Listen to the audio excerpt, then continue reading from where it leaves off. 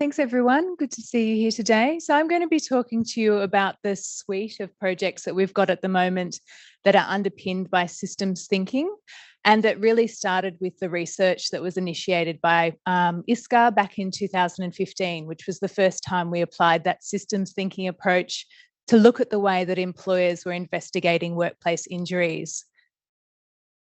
So in terms of my agenda, I'll be talking first of all about why is systems thinking important at Worksafe, and give you some examples of how we're currently using it.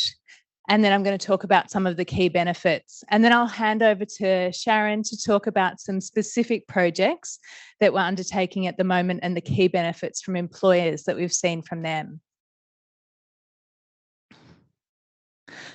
So why is systems thinking important at Worksafe?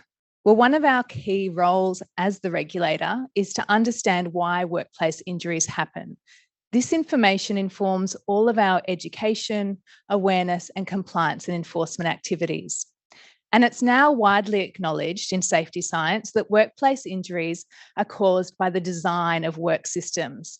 And this includes the equipment, the environment, the people, management systems, regulation, and even government.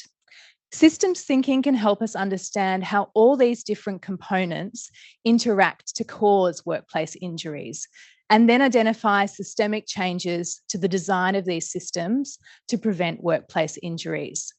So it helps us understand this complexity and understand what to do next. How do we tackle this wicked problem that is workplace injuries? It helps us make sense of the thousands of workplace injuries that happen each year, rather than just seeing those injuries as isolated events. So in safety science, one of the most widely accepted systems thinking approaches is Rasmussen's risk management framework. So the left-hand side of the model shows the idea that work systems can be described as a hierarchy of multiple levels. So we've got the government, regulators and associations, the company, management, staff and work. The actions and decisions of actors across all these levels interact with one another and contribute to the control of hazardous processes. Workplace injuries occur when decisions at the higher levels of the system, so government, regulators, company management, are not reflected in the practices occurring at the lower levels of the system. And when information at the lower levels of the system, so about what's actually happening in the workplace, doesn't inform actions and decisions at these higher levels, the company procedures, policies, and regulations. So this process is referred to as vertical integration.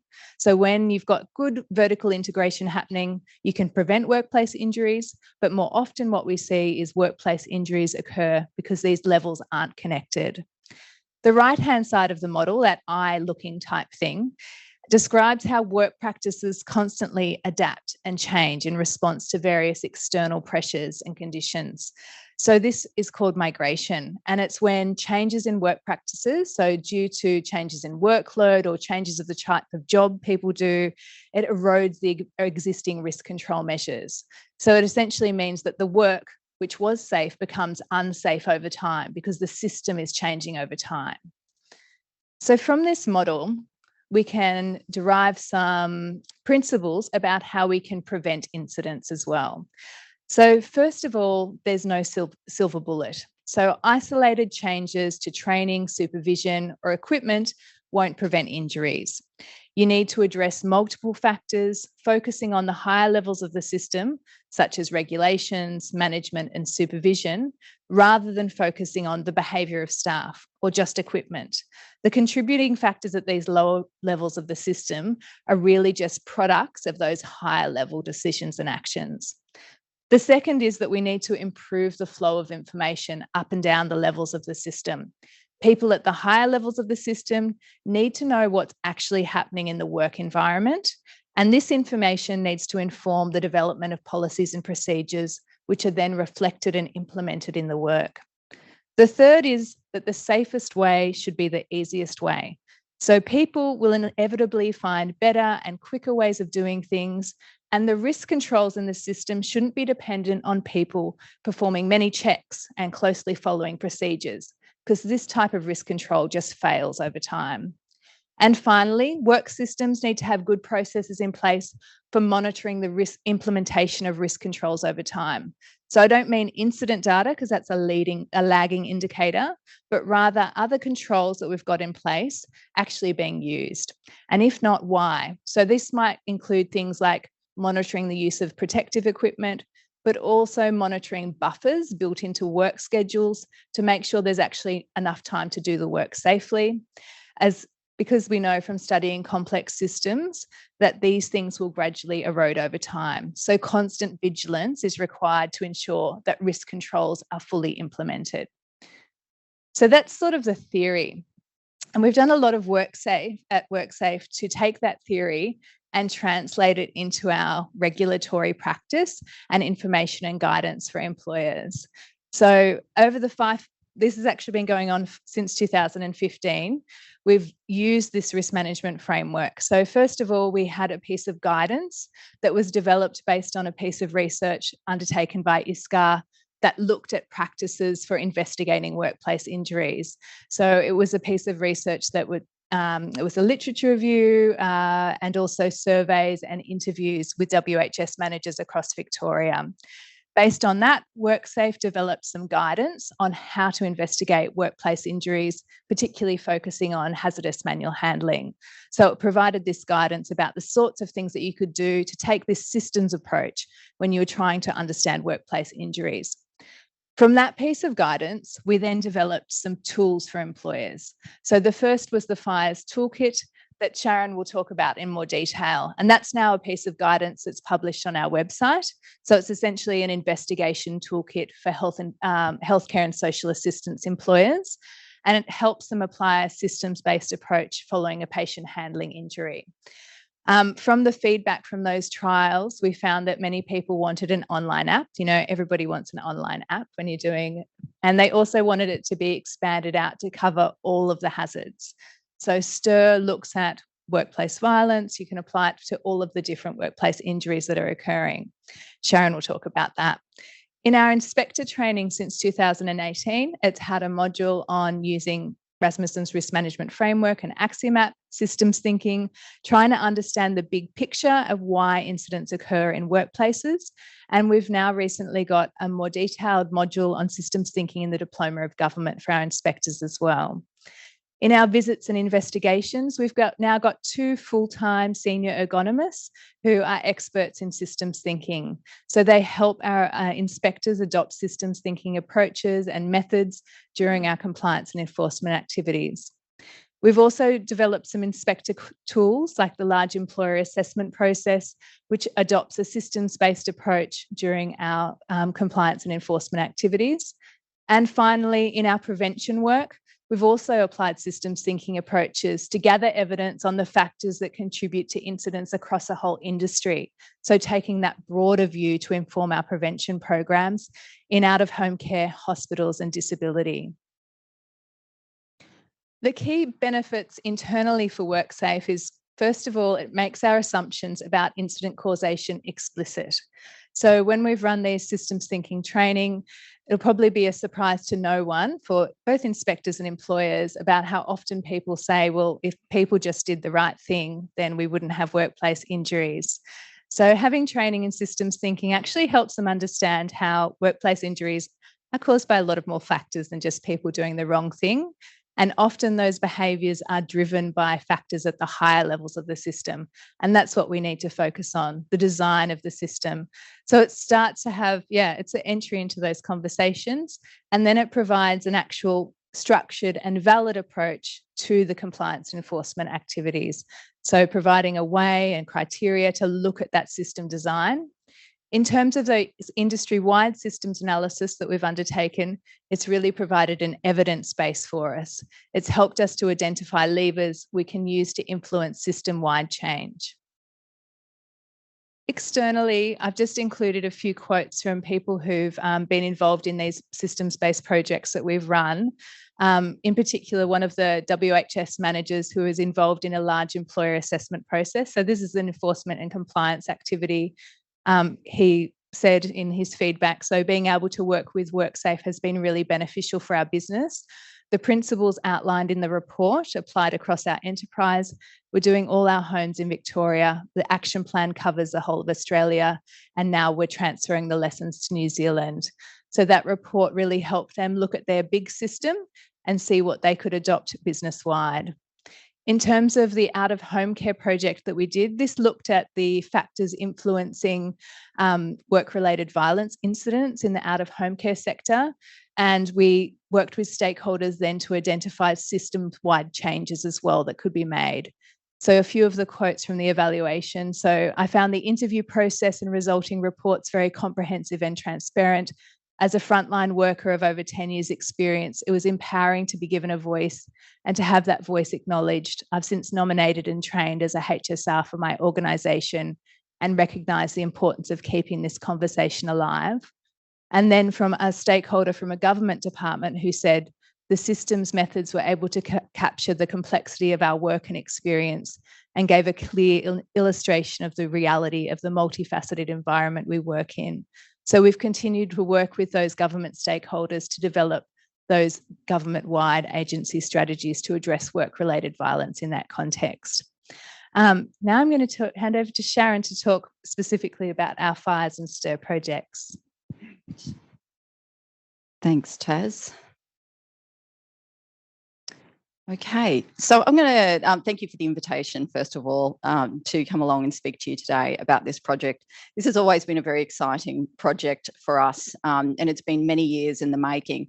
So I'm going to be talking about the Systems Thinking Incident Review Tool, just a little bit about the history of STIR. So as Taz mentioned, this project actually began with the FIRES project, which was patient handling incident review of systems. So it proceeds and it was focused on patient handling. Based on the success of FIRES, we then went into the development of the STIR app.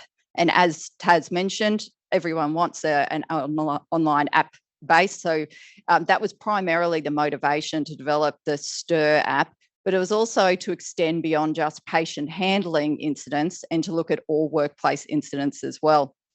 So the tool itself is really neat in that it is underpinned by an evidence base. And Taz explained Rasmussen's risk management framework. And in particular, what we do in this is applying the AXIMAP technique to the understanding or the analysis of the incidents under investigation. So I won't go through the theory in any depth here. The other reasons that we developed the app itself is to help investigate injuries and generate actions to prevent future injuries, particularly looking at assisting in identifying factors contributing to injury across all levels of the system. We're focusing on occupational health and safety managers within healthcare and the social assistance sector. But there's also the idea to be able to expand to all different industries as well. So the tool is generalisable. The other other aspect of the STIR tool is that it guides practitioners in generating actions that are capable of systemic change. And as Taz described, that systemic change is going beyond that reductionist approach to investigation of incidents, which is more common within this area. So what does the tool look like itself? So there are 6 steps in the tool. And the first is providing a summary of the incident under investigation, which is part of traditional practices in workplace investigation.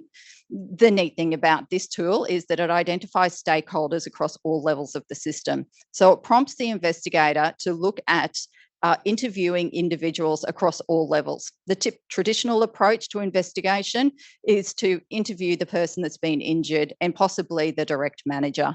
This actually prompts the identification of stakeholders across levels such as the regulator, government, and up to even internally within the organisation, depending on the incident, such as the chief procurement officer. So it's just having those prompts in place that allow the actual user to actually think who could contribute to this incident and who could provide a piece of the puzzle and ask questions that we haven't already asked in the past and been able to capture that information in a systems thinking framework. The third stage is about identifying factors across the levels of the system. And Tas presented Rasmussen's risk management framework and the 5 levels of the system.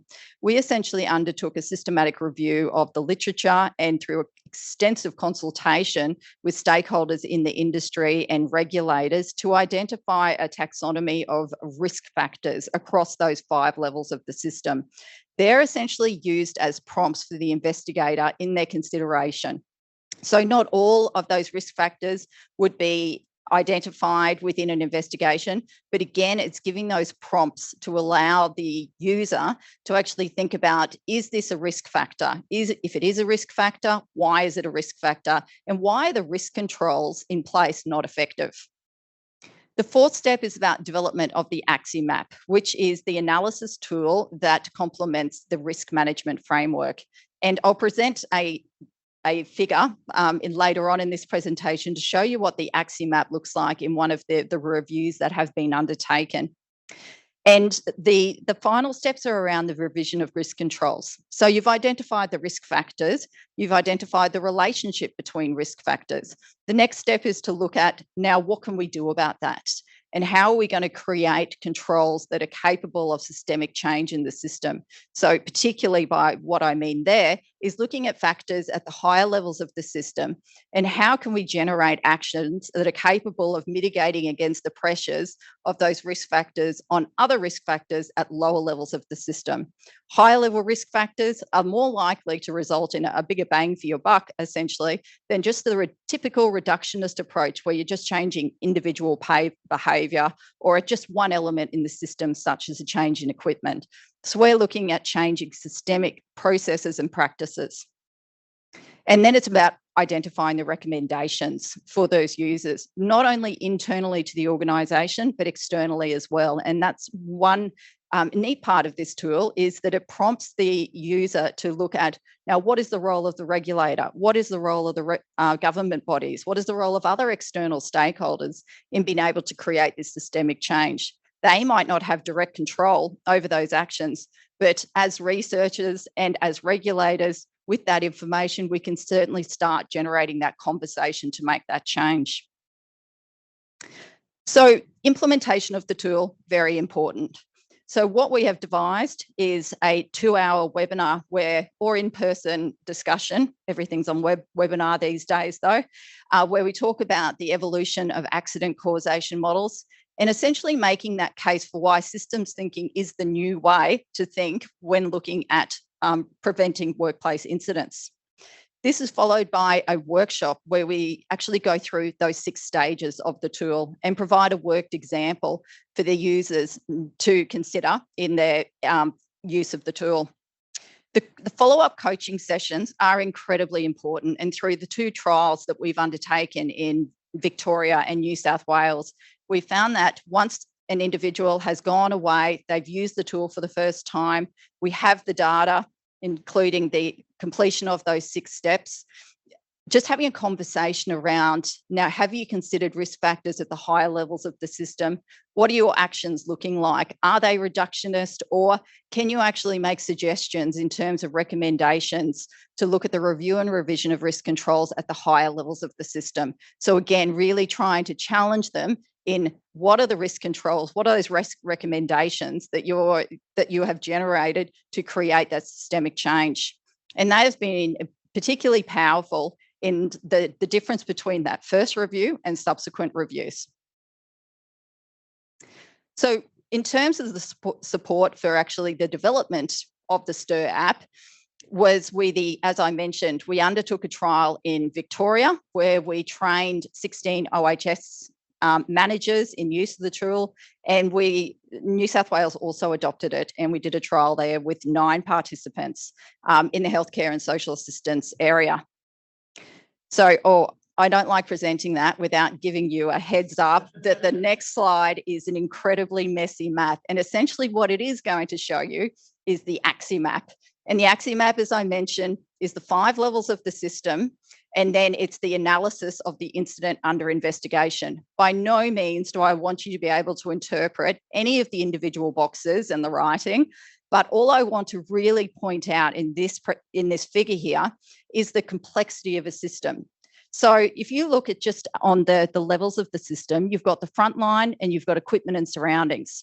Traditional investigation tools typically only prompt investigation of factors at those two levels of the system. So this actually shows you, with a systems thinking approach to investigation, how many more factors that can be identified at the higher levels of the system. And more so, looking at the relationship between factors. Those relationships between factors tell an incredibly important story in being able to generate those actions that are capable of mitigating against pressures of factors at lower levels of the system. So you can have multiple actions to create systemic change. And essentially, you're using this AXI map as a guide to show, well, if I make a change to funding and priorities at the government and regulators and external influencers level, it's likely to have an influence and be able to inform a subsequent equipment selection, which will then inform how the design or how equipment is used on the ward itself within the hospital setting. So if you can see that the logic in terms of being able to create actions that are capable of systemic change, you can see the flow-on effect throughout the system. And the fact that if you're just focusing on creating actions at those two lower levels of the system, you're unlikely to create any long-term and more systemic change. So we did an evaluation on the tool, on the FIRES tool, and just this graph shows you just some basic results of this evaluation. So with those that were involved in the trial, both here and in New South Wales, there was a strong agreement that there was value in using the tool. There was support for using the tool in the future. The OHS managers believed that it was easy to integrate the tool within their regular daily practices. So as I mentioned, they've all got an existing tool to be able to investigate incidents. This tool broadens their knowledge in terms of risk factors, gives them risk factors to consider that are system-based and are capable of be able to create more of that systemic change. And they also believe that the feedback on the tool could be used to improve it in the future, which evidently it has, because that led to the development of the ISCRR app. Is incredibly helpful, this co-design process. And generally people talk about co-design, and even in the conversations at the start of this forum relating to the role of ISCRR and the relationship between Worksafe Victoria and Monash University, that whole process in being able to key stakeholders working together to solve an issue is incredibly important. And at a micro level, this is the best example that I've come across in my career to date in terms of co-design.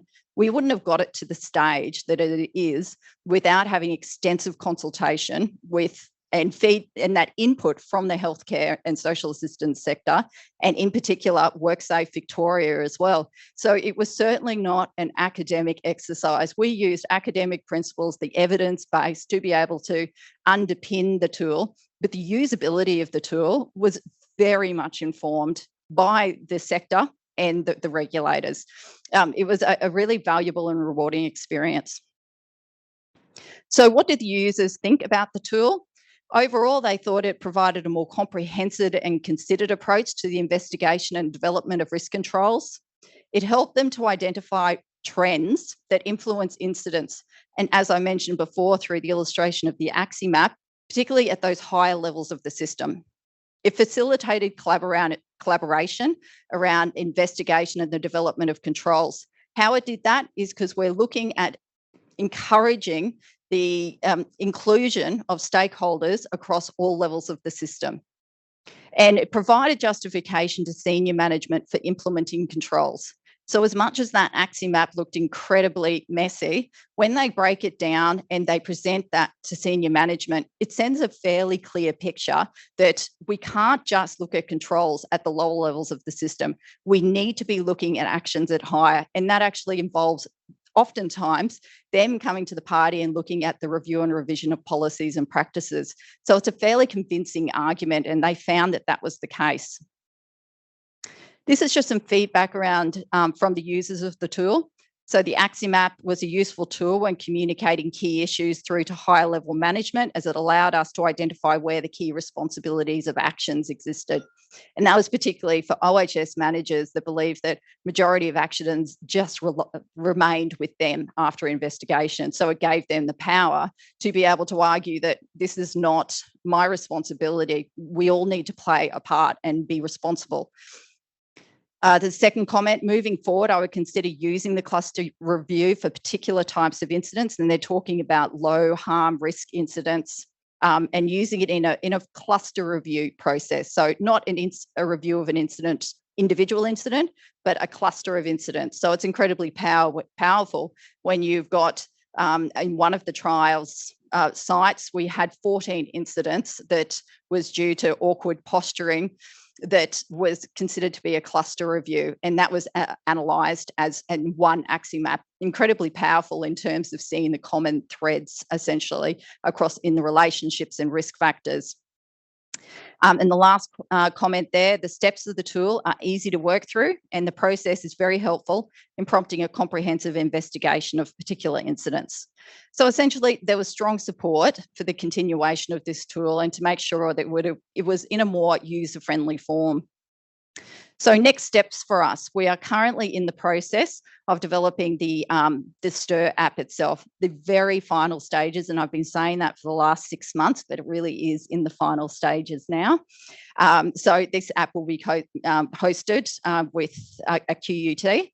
We'll use the ISCRR tool to investigate the workplace injuries. So we're currently recruiting agencies from healthcare and social assistance to participate in the training. So shout out anyone that wants to participate in this trial, please contact me. As part of that trial too, we're engaging in one-on-one follow-up coaching sessions to provide feedback on use of the tool itself. We're going to be doing an evaluation, which will include a social evaluation in terms of reductions in the incidence of injury. We're looking at a financial evaluation of the tool, as well as that usability evaluation for the online app. Thank you very much.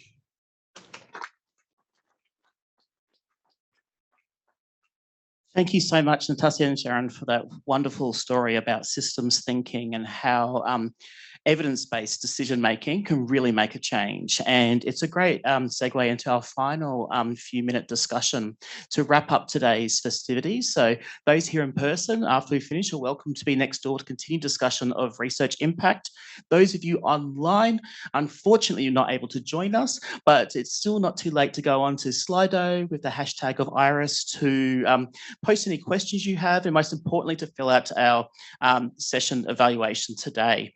And if you've got any ideas for any future events for ISCRR to run or topics you wanted to discuss in more detail, let us know. I think for the questions for both of you on stage, we'll go straight into our final discussion to start thinking about what does evidence-based decision-making mean? And while you're both giving your 1-minute responses, I'll also invite the other panelists to make your way up on stage. Thank you. So for me, I guess working at Worksafe, and I work in the prevention strategy and planning space at Worksafe. So we look at the design of programs to prevent workplace injuries. So first of all is looking at, do we actually have the evidence to inform the design of our programs? So where are we at in terms of our knowledge on this topic, and making sure that we have access to the best available evidence. The second aspect of that is really ensuring that employers have access to the best available evidence to prevent injuries in their workplace. So really our key role is to ensure that research is getting translated into practice and that we're changing what employers do to actually improve the prevention of injuries. Thanks, Taz. To me, this means as an academic working in a university setting, we're in a unique position to be able to look at how theory can inform the research questions that have been targeted by our audiences, and being able to use that theory and the methods in themselves to be able to answer these key questions.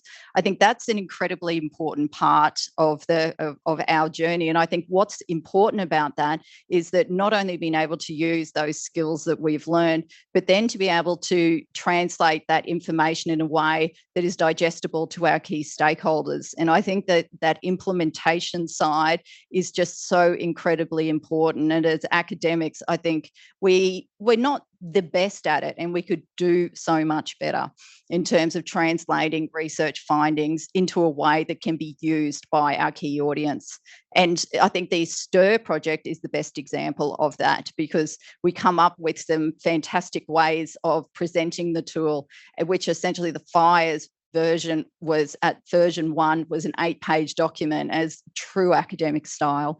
We put it in all of these prompts about systems thinking to get people considering about this is what this principle means and this is how you're going to apply it. And the healthcare sector came back and went, there is too much information. It is too dense.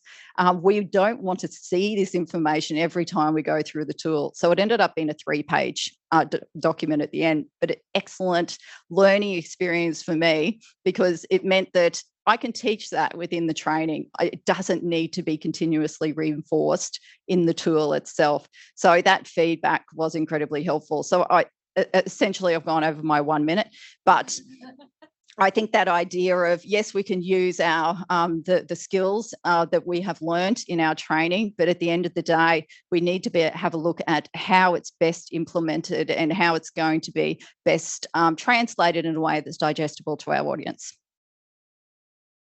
It's tough to follow that. Just going to put that out there.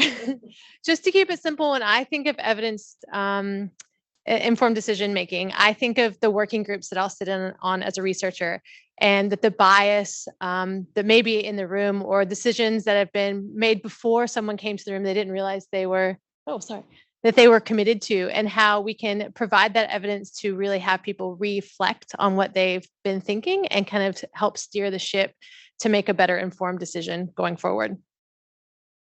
Thanks, Sarah. Yeah, for me, I guess for Worksafe, I work in the area where we manage the treating health providers. So it's really for us around the direction that we're going to take. And I think, as I touched on earlier, whether we continue, pivot, stop, what that looks like. So, and that's not just about pilots and projects. For us, that's about policy. That's about the type of health services that we might be providing to our injured workers. So to have that evidence and to be able to make those informed decisions, it helps us understand the direction we should be taking and why and what's best for our injured workers. Thanks, Mel. I guess for us at ISCRR, really what we want to do is empower our end users, research end users, to make the best decision they can. So all of our research really is focused on that, and most of it does help lead and help inform Worksafe's thinking in making decisions, whether it's policy or practice, or whether it's informing, the development of a new intervention or a pilot or something like that. So, we do lots of clinical effectiveness reviews where we're looking in the published literature to see, how effective is a new and emerging treatment. This is not for treatments that are established to be effective. This is for sort of new and emerging ones. We'll also look at the safety and profile and adverse effects. So we can summarise all that for Worksafe, and then they can make a decision on that. We do lots of environmental scans. Maybe if Worksafe are developing something like a new intervention or program or something, we can look online and sort of talk to people all over the world that have done something similar and interview them and find out what worked well, what didn't work well, what are the barriers, those sort of things, so that we can, Worksafe can then integrate that information when they're developing it.